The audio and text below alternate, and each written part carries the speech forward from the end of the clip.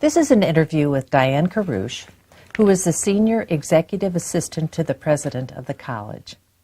Diane has been employed by the college since 2008 in a variety of capacities. She's made many contributions to the college, but she's also important to the college's history in that she was a student here who returned as an employee. This interview is being conducted on January 9th, 2019 at Elgin Community College. The interviewer is Polly Nash and the videographer is Jack Weiss. Welcome, Diane. Thank you. May we start out with just a little bit about your own personal history, where and when you were born? Yes.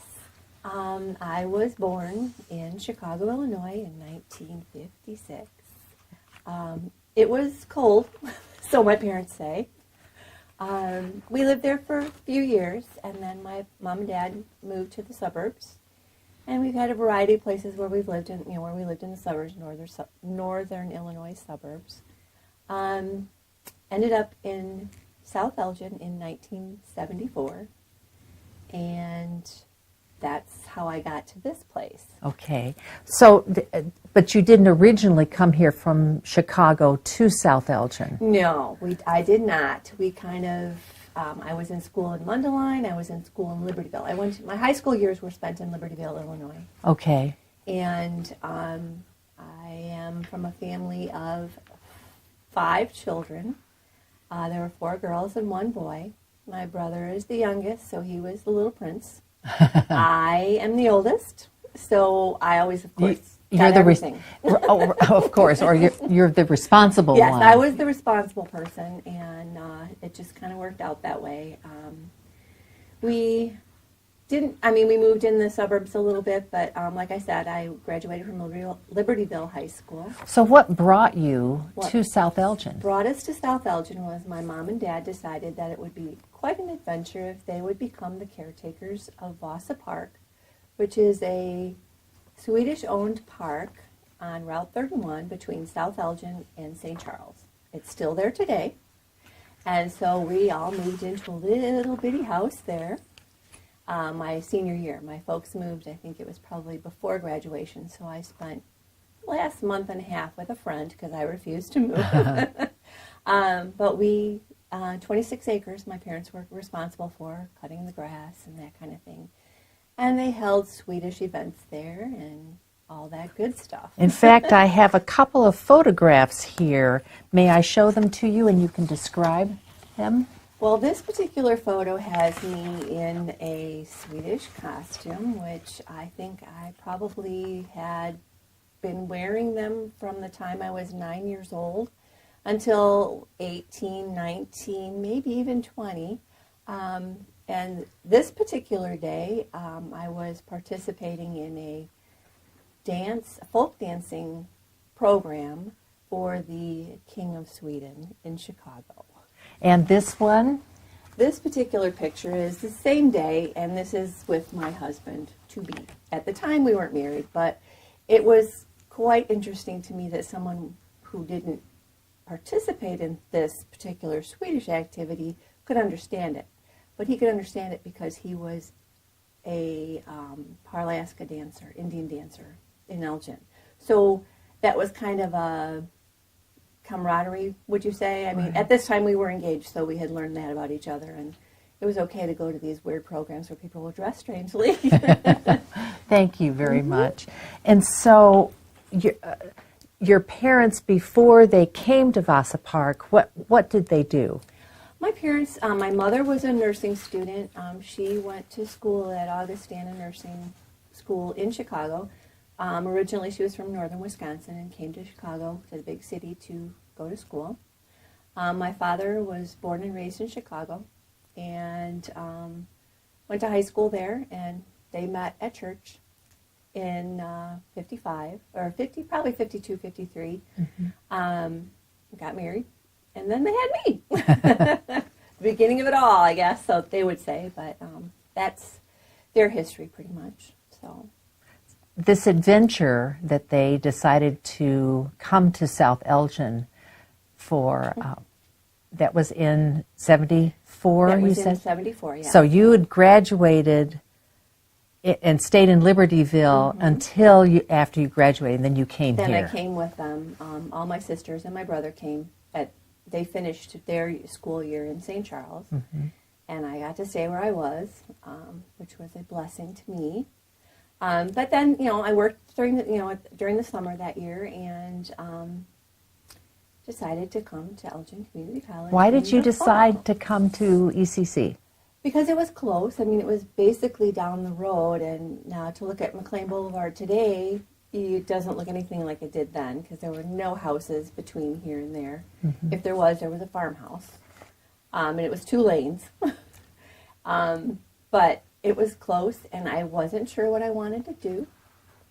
And I thought, well, this would be a good adventure. I mean, I can't. My mom and dad can't afford to send me to 4 years of college, which the majority of my friends in Libertyville did do. It was a more affluent community than South Elgin at the time.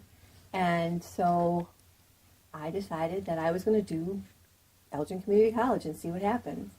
I brought my little self here, filled out all my paperwork, and became a registered student and began in the fall of '74. Most individuals who come to Elgin Community College have some other individuals that they know if they're coming here from right out of high school. Right. But your experience was different. It was very different, and it was a different time, too. I was in classes with moms that were starting to come back to school for the first time, who, left high school, whatever, and got married and had children. So I had older students in my classes. My experience was different because I didn't go to high school in this area.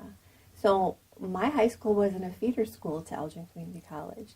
So I didn't really know anybody here, and it was an interesting way and an interesting path on how to get to know people.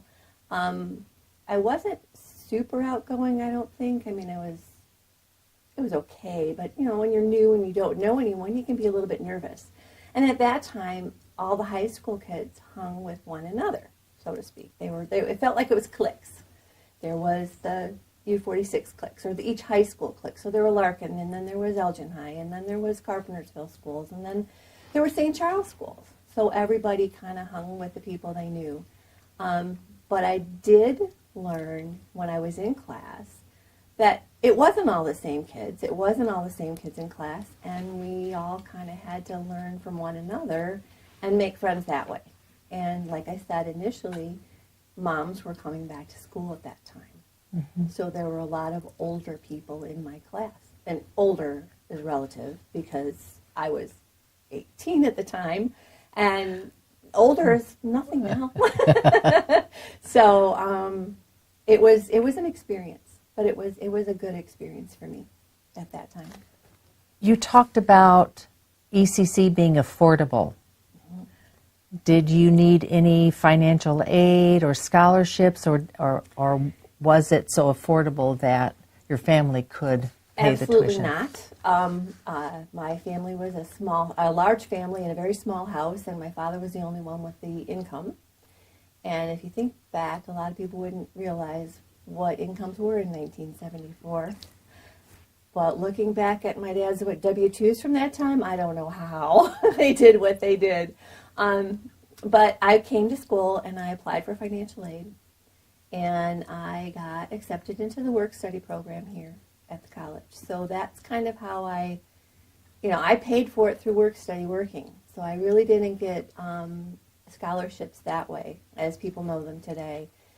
But I did work, and I did pay for my classes, and it was good. I worked in the registrar's office, which probably helped me define what I wanted to be. It made me realize that I didn't like working on weekends, so I didn't want to do that. So I needed a Monday to Friday job. So I needed to focus on classes that would get me that kind of a job in my future, which is what I did. But I was very fortunate to be accepted to work in the registrar's office, and at the time, the registrar's office was located where Student Life is located now. And campus was very different then. But it was a it was a good job, and I learned a lot from the registrar and the assistant registrar. And who did you work with in that office? Erica Varick and Josephine Holman.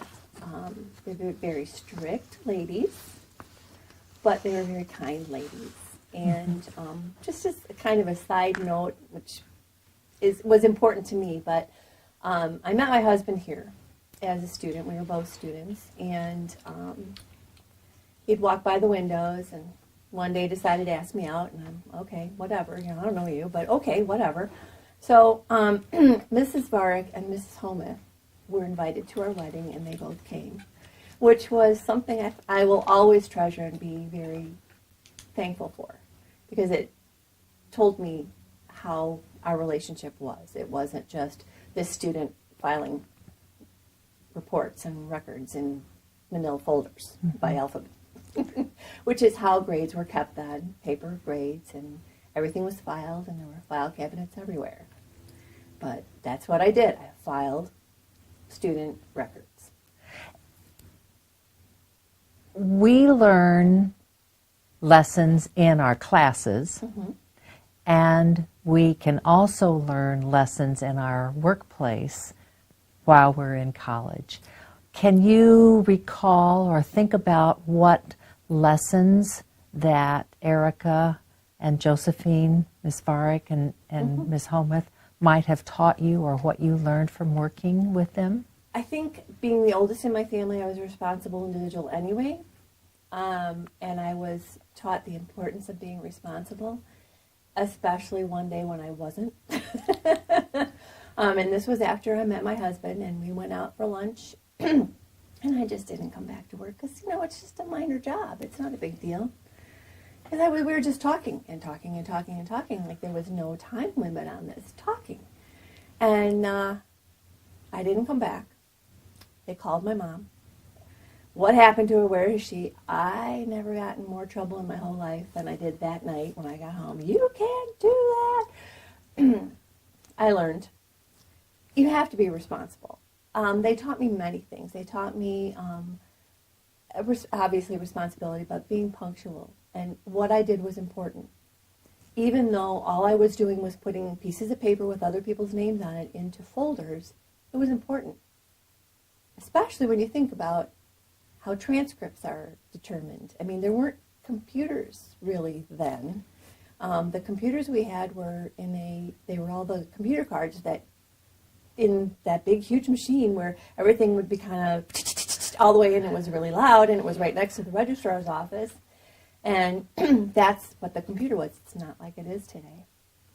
So it was very important for me to file appropriately. The right name in the right file.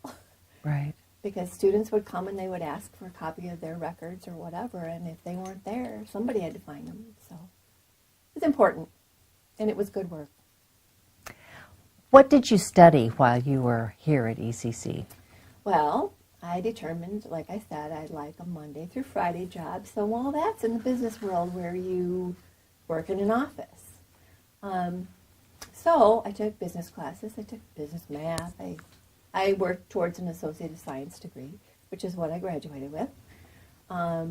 Took typing classes, took, just those typical classes. And, I had to take a humanities class and a psychology class, which I never understood why I take psychology, but I did.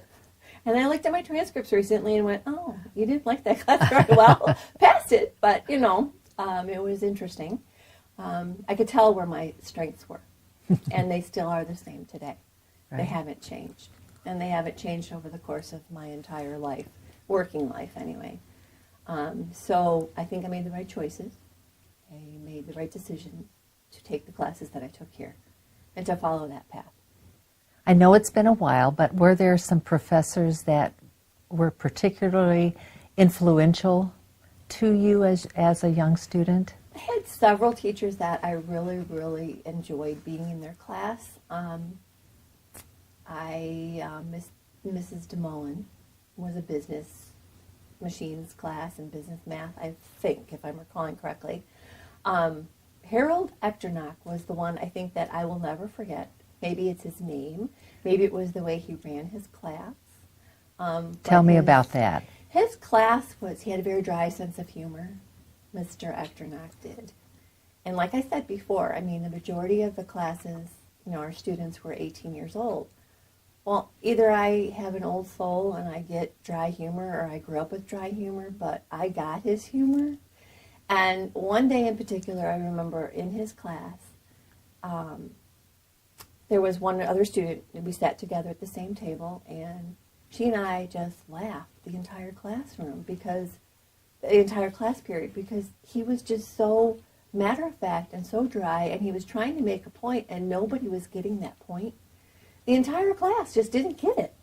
And he was being humorous about it. And the two of us got it. Well, he made us both stay after class. And so I was a little nervous, what am I going to do? What's going to happen? And the only thing he said to us was, "Thank you, girls, for listening and understanding what I was trying to teach you today." We were the only ones. So you weren't in trouble. So I wasn't in trouble. And it just made quite an impression on me as far as the different teaching techniques that everybody had here. I mean, it's hard to remember that long ago, but I did have some definitely influential teachers. But he was one that really made a difference. Mm-hmm. And it wasn't anything big that he did. It was just taking the time to let me know that I wasn't messing up and I was getting what his lesson was, even when nobody else did. So mm-hmm. that was important. Right. Were there any other professors that were influential or made? I was someone who kind of came to class, went to class, and did my work and kind of left. I didn't have a lot of relationships with teachers. The funny thing when I came back to work here was some of those teachers' names were still on the rolls, and they were still being spoken about, which was amazing to me, But it was a good time. It was a really good time. I do have to say one thing that I do recall that was work-related. As a work-study student, one day I was sent to go to the administrative offices, and were then at the same time where they are still located today, a little different configuration. I was scared to death. It was like going to the principal's office. I didn't know what to expect. These people were all grown-ups and I wasn't. What were they going to do to me? But they received me well. I did what I had to do and I went back to work. So it wasn't that awful It after wasn't all. that terrible.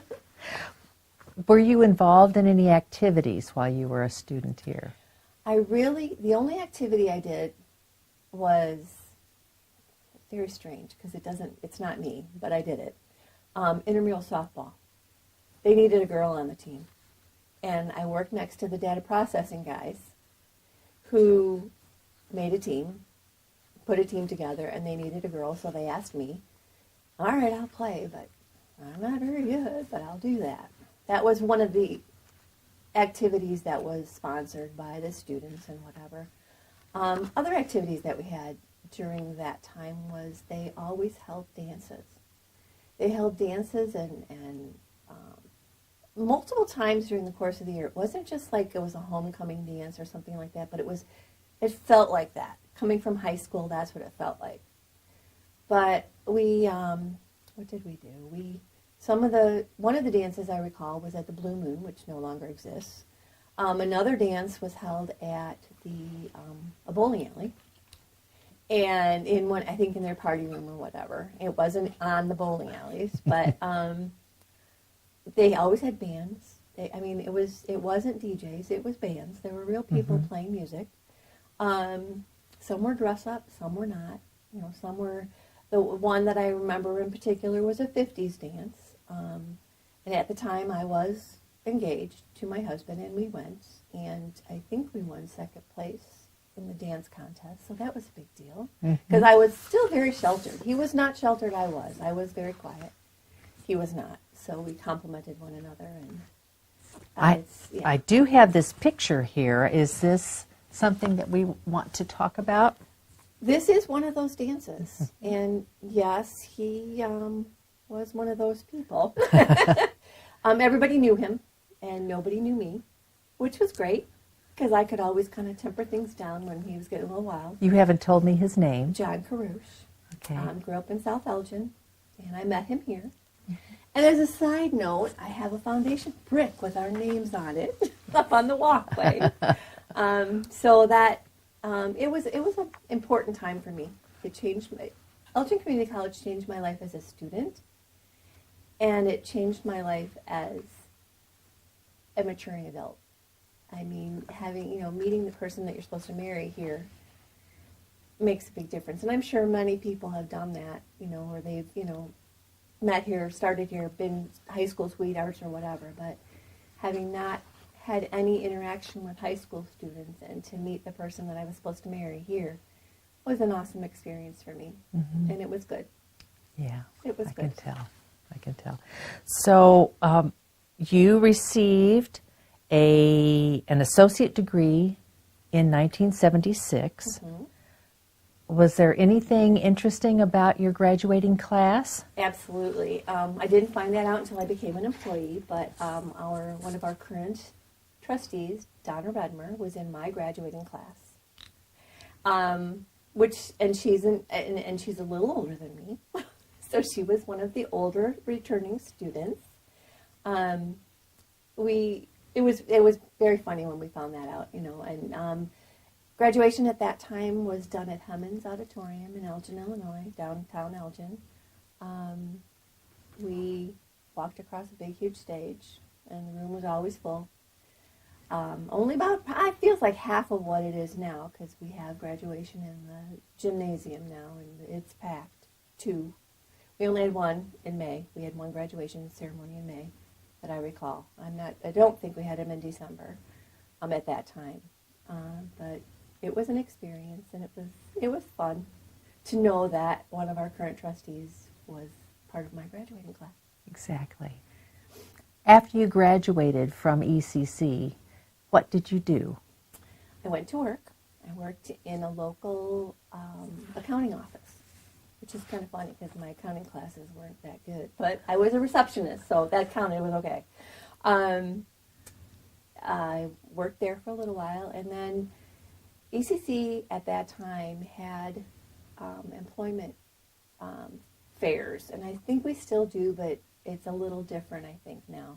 They'd have employers from the area come in, and you could fill out paper applications for jobs, which you don't do anymore. But I did, and then I just, okay, fine. I went around and I did that, and I did get a call my first summer after I graduated. They wanted to interview me.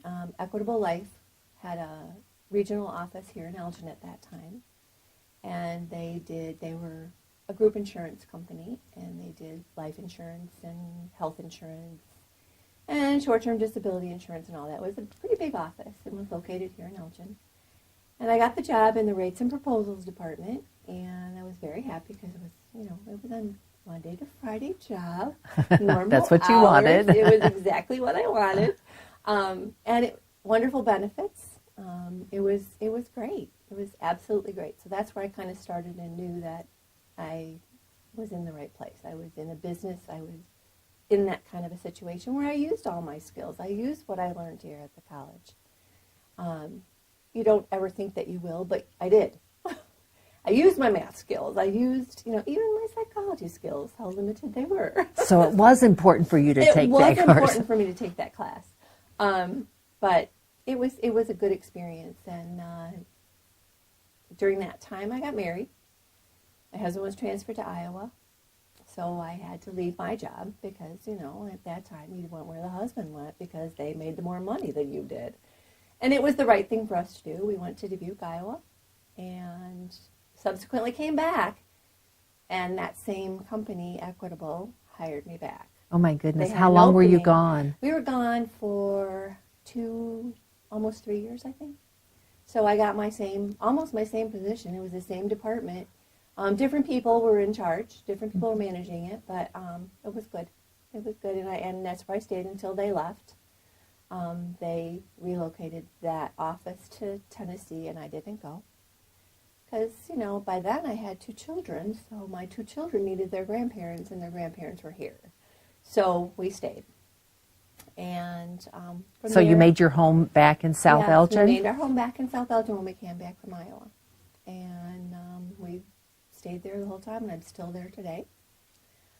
It's a wonderful town. I have to get that plug in. It's grown a lot. It's crazy. And that's another part of my story down the road.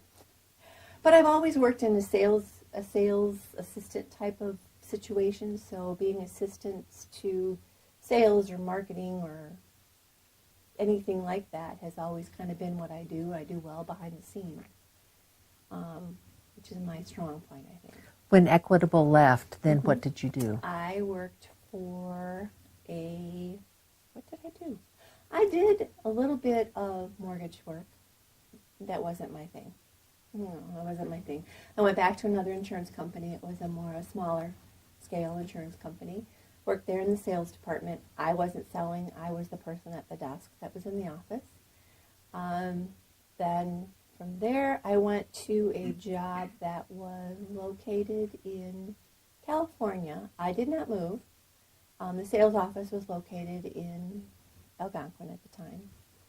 And I went and interviewed, and it was actually, the job was in someone's house. Just a little scary, but it was all good because on that path, you learn who you can tell who you're going to be okay with and who you're not going to be okay with. And there were too many pieces of things together that it just meshed really well. So I went to work for that company, and it was, again, as an assistant to a marketing manager. And then that company, after 7 or 8 years, was sold to somebody else because it was a manufacturing company, and they were purchased by another company. So I was without a job at that time. This was in 2007, the end of 2007. And I was applying for jobs online because we didn't do it by paper anymore. So ECC had a job, and it was marketing and communication. And I ended up applying for that job online the last day that the job was posted. Not knowing any of those details today, knowing all of the ins and outs of how it works, I'm shocked that I made the cutoff and made the deadline. That job was working for Paula Menta, the managing director of marketing and communications at the time. And I came on board right when we started. There were many things happening in 2008 and 2009. We had a 60th anniversary coming up of the college. We were talking about doing a referendum to build new buildings and to bring things up to speed and make a better library because we needed to do that. It was imperative that that be done. That, and what else was there? Oh, we branded the college. That was a big deal. I had no idea about any of that, but we plugged through it all together, and it was great. It was probably one of my best years ever working. Paula and I worked really well together. Because you were involved in all of those projects. Yes, I was. Again, behind the scenes, making sure that things were going where they needed to be. But my biggest asset during that time, or my biggest contribution during that time, was referendum related. We had to work odd hours and do weird things, and we wanted to make sure the entire District 509 was aware of why we were doing what we were doing, and I helped prepare the president. Unbeknownst to me, that's what I was doing at times, but I'd always get him ready for his meetings, and he'd be doing 3-4 meetings a day. And so I didn't work directly with him at that time, but he saw what I was doing, and he appreciated it, which was a good thing. So we had a lot to do then, but we were successful with the referendum, yes, as you can see by all the new buildings now. And the 60th anniversary was a major success, a really good party, and we got a wonderful 60th anniversary book out of it. Thank you, Polly and Jack. It was wonderful. It really was a good experience for me. And then I'll just keep chatting, or do you want to ask me? Yes, no. Okay. I do want to just step back a second. 2008 was a difficult year financially for our community, our state, our nation. I mean, Absolutely. we were going through huge economic crisis, and Absolutely. at the same time, the college was asking the voters Yes. for increase in their taxes to support the the college and its growth. Correct. And it was a very close vote. I know that the people that worked to get the word out and get the information out were amazing, and they did a lot of hard boots on the ground kind of work. That election, or that referendum, passed by 35 votes. 35 votes. 35. So if anybody ever says to anyone that your vote doesn't count, it does. I can tell you it does. And I can tell you that in two ways. Being involved with the one at ECC, the referendum. Another thing I did in my life, because I was a little nervous, but I was asked to run for office in South Elgin as the village clerk one year. And I was on a slate of candidates. There were 5 all new, novice people who had never run for office before. And I ran for office, and I won. And my claim to fame is I received the most votes that anyone ever voted for in South Elgin, even to this day. Even to this day. Even to this day. And when was that, Diane? That was 1997. So I was the village clerk from 1997 to 2001. It's a 4-year term, just one. My second election, I tried to be a trustee, and politics is not my forte, and politics is mean and nasty, and I learned that. I lost. There were multiple reasons I think I lost, and it wasn't all just because of me, and I only lost by 11 votes. Oh my goodness! So votes do again count, the message, and that's just kind of the way it is. So, yeah.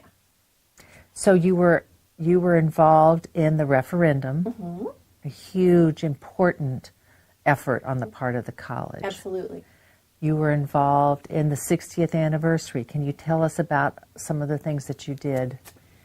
We planned plenty of parties. There was always, everything was a little bit elevated as far as, like the foundation annual brunch that they always have. That was elevated. A lot of the dinners on campus were elevated. We contacted past presidents, and we had all the past presidents who were still living, which was many at that time, came back, and we partied for them. Got to give them amazing gifts, in my opinion, that were just something that would commemorate their time here that was real and important. And it was very neat to see that, because I got to talk to the president who signed my diploma. That was a big deal to me. And who was that? Hopkins. Mark Hopkins. Mark Hopkins. And I also got to talk to Harry Blizzard. He didn't know me from Adam, but Harry Blizzard, as we all know, has been with ECC forever. Right. And I got to talk to him. He also signed my diploma. Oh my goodness. So I have, as a board member. It was very, very cool for me to see that, and to the names. And having been in the area for so long, you have the community leadership names that are, in the paper or whatever, but then to actually meet them and talk to them and interact with them in different ways, it was fun, and it was good. It was a lot of work. It was a lot of hard work. 60th anniversary was hard, so I'm really glad we're not doing anything until the 75th. But it was a lot of fun. Met a lot of wonderful people. And I think during that same time, the referendum was a big deal, obviously. 60th anniversary was a big deal. Branding, I think, took the most time. Right, and that's what I wanted, if you could talk about that rebranding. It involved everyone. We tried to involve everyone on the campus. There was a campus-wide vote. I mean, we went from the very beginning of proposals on what to do and how to do it, and there was a very large group that kind of reviewed things and kind of brought recommendations to the board, and it was a huge undertaking. I'd never been part of something like that, but the end result was amazing. I mean, the one thing that I remember the most was when I started and we looked at all of the paperwork and all the pamphlets and all the brochures from each one of the classes. Each one looked different. You didn't know, until you could see Elgin Community College on it somewhere, or ECC's old logo, you didn't know where it came from. I mean, you really didn't, because every area made their own, which is fine. I mean, people are creative, and that's wonderful, and it's all good. But you didn't know what ECC was. And then after the branding, doing that same little experiment by throwing all of the brochures on the table, they were beautiful. They all looked the same. You could pick one up for truck driving or accounting, and you knew where you were going and what you were looking at. So that was amazing. And with all the new buildings, I know that several times buildings have been renamed here, and it used to be ABC, then it went to letters and UBC, and I don't even know. But to go back to ABC and have signs and everything, the community knows who we are now, I think. Right. More so than they did before. But that was a great experience, but it was very lengthy and very tiring. And at the time in my office, it was kind of like a little pathway between boxes. I have the branding box. I have the, each big thing had a box and or two, but it was good. It was all good. And all of this was under the direction of Paula Amenta. Yes, it was. All under the direction of Paula Amenta. Tell me a little bit about her.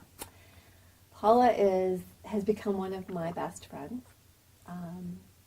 Immediately, when I got the call for the interview, I was shocked. I mean, I don't have a chance, whatever, but I did have a chance. And I came for my interview, and there were like 8 people on my interview committee, and I'm thinking, oh my goodness, what is this about, I didn't realize exactly what this is going on. Paula made that interview process so easy and relaxed for me. I hadn't been on an interview in 8, 9, 10 years, and never with a committee that big ever in my life. But when I left that interview, she walked me out and showed me how to get out of the building at that point, which is totally different than now. And I just looked at her, and I said, I thanked her and whatever, and I said, I know this probably isn't appropriate, but can I hug you, please? And so I hugged her, and she hugged me back, and it's just been that way ever since. And Paula was the one who led me to my current position. So tell me more. I never thought I would work for anybody else at ECC, ever. I'm not even remotely thinking of moving or changing or whatever. But people change, people retire, things happen, people move on, and you have to fill positions. Well, based on what I think Dr. Sam saw me do during my first year here, and the board as well, I thank Ms. McKinney for this, because she was pretty forthright with her recommendation. Dr. Sam talked to Paula and said that he wanted me to replace Kathy Stover, who would be retiring within a few years. And Paula told me that, and I was taken aback by it. I didn't know what to think, because we had this wonderful working relationship, and you want to get rid of me. I don't know what you want. It wasn't that at all. She wanted to see me succeed. She wanted to give me every opportunity. And she is so selfless in that respect, in my opinion. This is my opinion only, that she led me to where I am now. And she gave me the permission to be excited about the opportunity. And to think that I was a student, a work-study student here, I get a little emotional when I think about it. Not knowing what I wanted to do, starting my grown-up life here. And now I'm ending my grown-up life, because I'm not leaving anytime soon, but ending my career, not here working for the president of the college, that's huge. I didn't go to school past my associate degree. That's my degree. That was my choice. My life choice was to get married and have kids, which is what I did. But to be able to say that I have an associate's degree and I work for the president of Elgin Community College, wow. That's wow. And that will always be wow in my head. Always. I'm very thankful. I'm very grateful. So that preparation I think so. in your classes and outside of classes, that responsibility. Absolutely. And sometimes the hard lessons. Yeah, it is. You're absolutely right. So as we close up, a couple of things. Okay. One, reflections that you have about your 2 times here as a student, finding the love of your life, learning lots of lessons, and then as an employee. Can you share with us your reflections about those times? They were well, I would say both of them have been the best of times. In between time, life happens and you do good things and you do, good things happen to you and bad things happen to you. As a student, it started my grown-up life. And it was an awesome foundation for what I was going to accomplish in my life. So I'm very thankful for that. I'm thankful for the fact that I was in school, in college at a time when it was my responsibility to make sure that I got to college. My parents didn't hold my hand and take me through the steps. I did it. I'm very proud of that fact. I am a first-generation college graduate. And my mother did go to nursing school, but it wasn't an academic degreed title, whatever, at that time. So I'm very proud of the fact that I am the only one in my family that has completed college. But it did make a difference in my life. In so many ways. It'd be really hard to define that. But to take it to the end as an employee, there's so many opportunities that have been afforded me here. Of opportunities I never would have expected as a student in 1974. And I often wonder, had I known then what I know now, why didn't you work here, you fool?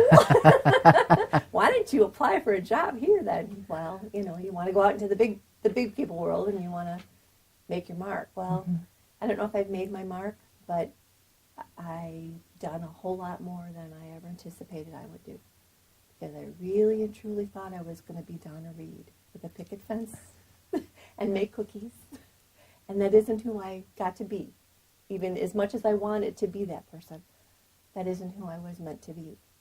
So I'm very thankful for the foundation I received as an 18-year-old here by the 2 people I think who mentored me the most, and that was through my work study in an office situation in the registrar's office. And to this point now, to be able to be confident in what I'm doing, working for the president of the college. Oh, yes, ma'am. You've made your mark on the world. Thank you. And we thank you. Thank you.